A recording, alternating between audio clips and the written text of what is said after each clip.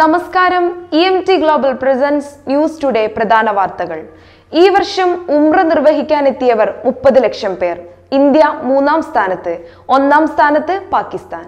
ഈ വർഷത്തെ ഉംറ സീസൺ ആരംഭിച്ചത് മുതൽ ജമാദുൽ അവൽ 11 വരെ തീർത്ഥാടകർക്കായി 30,24,272 ഉംറ വിസകൾ അനുവദിച്ചതായി സൗദി ഹജ്ജ് ഉംറ മന്ത്രാലയം അറിയിച്ചു. ഏറ്റവും കൂടുതൽ തീർത്ഥാടകർ വന്നത് പാകിസ്ഥാനിൽ നിന്നാണ്. 6,81,392 പേർ. 2ാം സ്ഥാനത്ത് ഇന്തോനേഷ്യയിൽ നിന്ന് 4,47,450 പേരും, ഇന്ത്യയിൽ നിന്ന് 3,64,070 പേരും ഉംറ നിർവഹിക്കാനെത്തി. പ്രതിവർഷം 3 കോടി ഉംറ തീർത്ഥാടകരെ പുണ്യഭൂമികളിൽ എത്തിക്കുകയെന്ന വിഷൻ 2030 പദ്ധതിയുടെ ഭാഗമായാണ് കൂടുതൽ തീർത്ഥാടക വിസകൾ അനുവദിച്ചിരിക്കുന്നത്.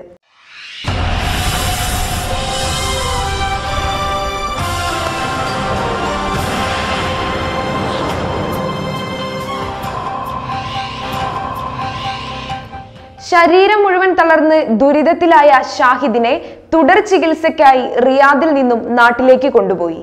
തൃശൂർ ജില്ലയിലെ ഗുരുവായൂരിനടുത്ത് ചൊവ്വല്ലൂർ പടി സ്വദേശിയാണ് ഷാഹിദ്. റിയാദിലെ സുവൈദിൽ ഡ്രൈവറായിരുന്നു. മഴ പെയ്ത ഒരു പ്രഭാതത്തിൽ വാഹനം ഓടിച്ചു കൊണ്ടിരിക്കുന്നതിനിടയിൽ ശ്വാസതടസ്സം അനുഭവപ്പെട്ട ആസ്മ രോഗിയായ ഷാഹിദിന് ഹാർട്ട് അറ്റാക്ക് ഉണ്ടാവുകയും തലച്ചോറിലേക്കുള്ള രക്തസ്രാവം തടസ്സപ്പെടുകയും ചെയ്ത് 2 മാസത്തോളമായി സുൽത്താനയിലെ അൽഹമ്മാദി ആശുപത്രിയിൽ വെന്റിലേറ്റർ ചികിത്സയിലായിരുന്നു.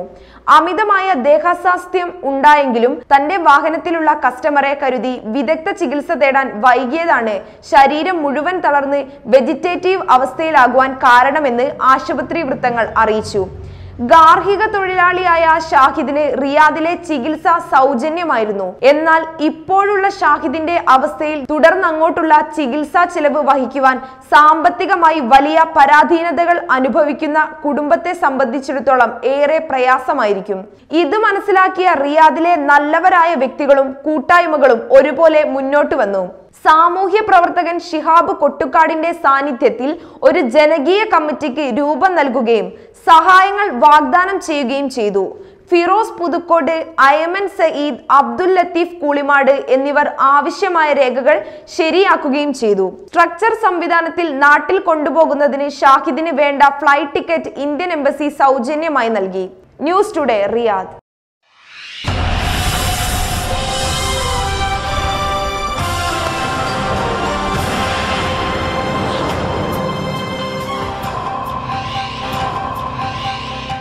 സൗദി അറേബ്യയിലെ വിവിധ പ്രവിശ്യകളിൽ കനത്ത പൊടിക്കാറ്റിന് സാധ്യതയുണ്ടെന്ന് കാലാവസ്ഥാ നിരീക്ഷണ അതോറിറ്റിയുടെ മുന്നറിയിപ്പ്. അതേസമയം രാജ്യത്തെ വിവിധ പ്രദേശങ്ങളിൽ അന്തരീക്ഷ താപനില ഗണ്യമായി കുറയുന്നു. സൗദിയിലെ 7 പ്രവിശ്യകളിൽ കനത്ത പൊടിക്കാറ്റ് വീശാൻ സാധ്യതയുണ്ട്. അന്തരീക്ഷത്തെ മൂടുന്ന പൊടിക്കാറ്റ് മൂലം ദൃശ്യക്ഷമത കുറയും. അതുകൊണ്ട് തന്നെ വാഹനം ഓടിക്കുന്നവർ ജാഗ്രത പുലർത്തണമെന്ന് കാലാവസ്ഥാ നിരീക്ഷണ അതോറിറ്റി മുന്നറിയിപ്പ് നൽകി. Medina, Mecca, Arar, Al Baha, Dammam, Najran, Al Qassim, Hail എന്നിവിടങ്ങളിലാണ് കനത്ത പൊടിക്കാറ്റിന് സാധ്യത. കഴിഞ്ഞ 2 ദിവസങ്ങളിൽ രാജ്യത്തെ വിവിധ പ്രദേശങ്ങളിൽ പൊടിക്കാറ്റ് വീശിയിരുന്നു.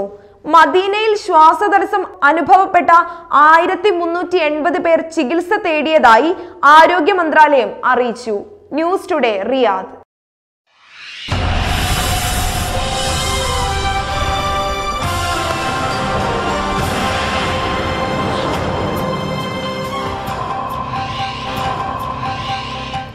സ്പോൺസറുടെ മകൻ മരിച്ച കേസിൽ വധശിക്ഷയ്ക്ക് വിധിക്കപ്പെട്ട് 13 വർഷമായി റിയാദിലെ ജയിലിൽ കഴിയുന്ന കോഴിക്കോട് സ്വദേശിയുടെ മോചനത്തിന് സാധ്യത തെളിയുന്നു.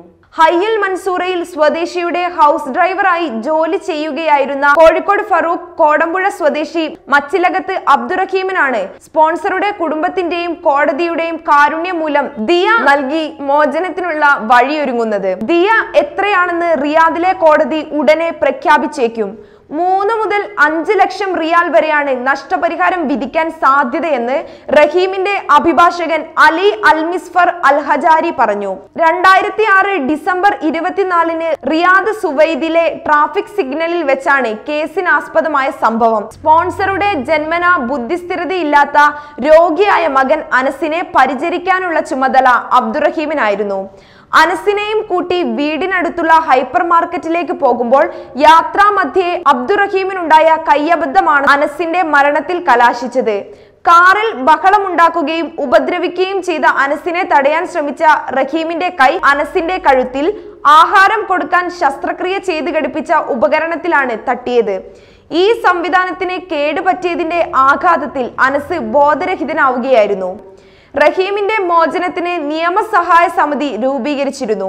ഇന്ത്യൻ എംബസിയുടെ സജീവമായ ഇടപെടലും അനുഗ്രഹമായി.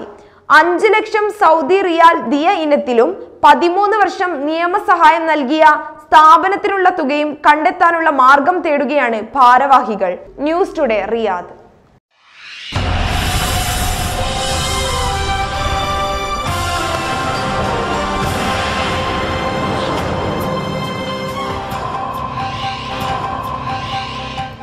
വാടക നൽകാതെ വിദേശികൾ നാടുവിട്ടതിനെ തുടർന്ന് ബിനാമി വ്യാപാരത്തിന് കൂട്ടുനിന്ന സൗദി പൗരന്മാർ വെട്ടിലായി. വാടക നൽകുന്നതിൽ വീഴ്ച വരുത്തുന്നവർക്കെതിരെ കർശന നടപടി സ്വീകരിക്കുമെന്ന് കെട്ടിട ഉടമകൾ പരാതി നൽകിയതിനെ തുടർന്ന് വാണിജ്യ നിക്ഷേപ മന്ത്രാലയം മുന്നറിയിപ്പ് നൽകി.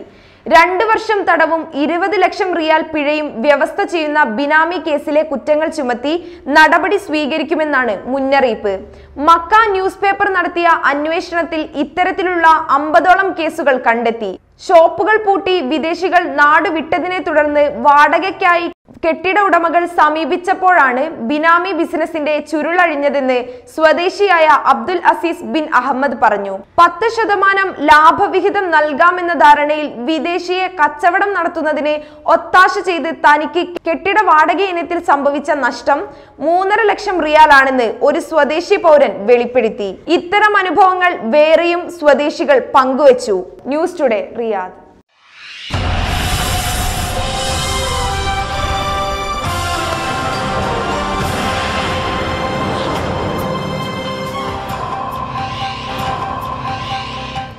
റിയാദിന്റെ മണ്ണിൽ പ്രേക്ഷകായിരങ്ങൾക്ക് പുതിയ അനുഭവമായി തീർന്ന 1921 ഖിലാഫത്ത് എന്ന ചരിത്ര നാടകത്തിന്റെ വിജയത്തിന് ശേഷം റിയാദ് കലാഭവന്റെ 3ാമത് വാർഷികത്തോടനുബന്ധിച്ച് സംഘടിപ്പിക്കുന്ന പുതിയ നാടകം 1001 രാവുകൾ 2019 മാർച്ച് മാസം അവസാനത്തോടെ റിയാദിന്റെ വേദിയിലെത്തുന്നു. 100ൽ പരം കലാകാരന്മാരും കലാകാരികളും അണിനിരക്കുന്ന നാടകത്തിലേക്ക് അഭിനയിക്കാൻ താല്പര്യമുള്ളവർക്ക് കലാഭവൻ അവസരമൊരുക്കുന്നു. താല്പര്യമുള്ള കലാകാരന്മാർ ചെയർമാൻ ഷാരോൺ ഷെരീഫ്, സെക്രട്ടറി സജി കൊല്ലം എന്നിവരെ ബന്ധപ്പെടണമെന്ന് വാർത്താക്കുറിപ്പിൽ അറിയിച്ചു. News today, Riyadh.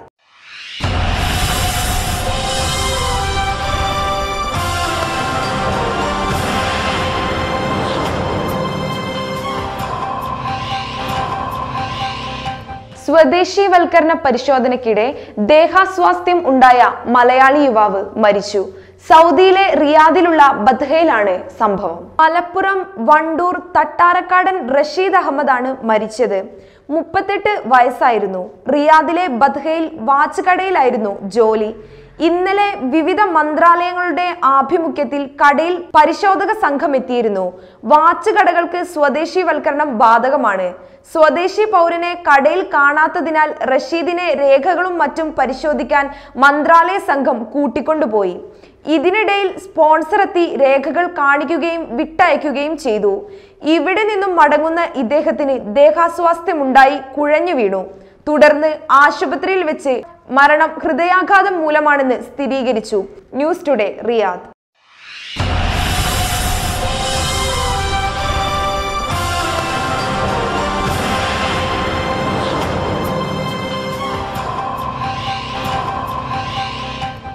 കാഴ്ചയ്ക്കപ്പുറത്തിൽ ഇന്ന്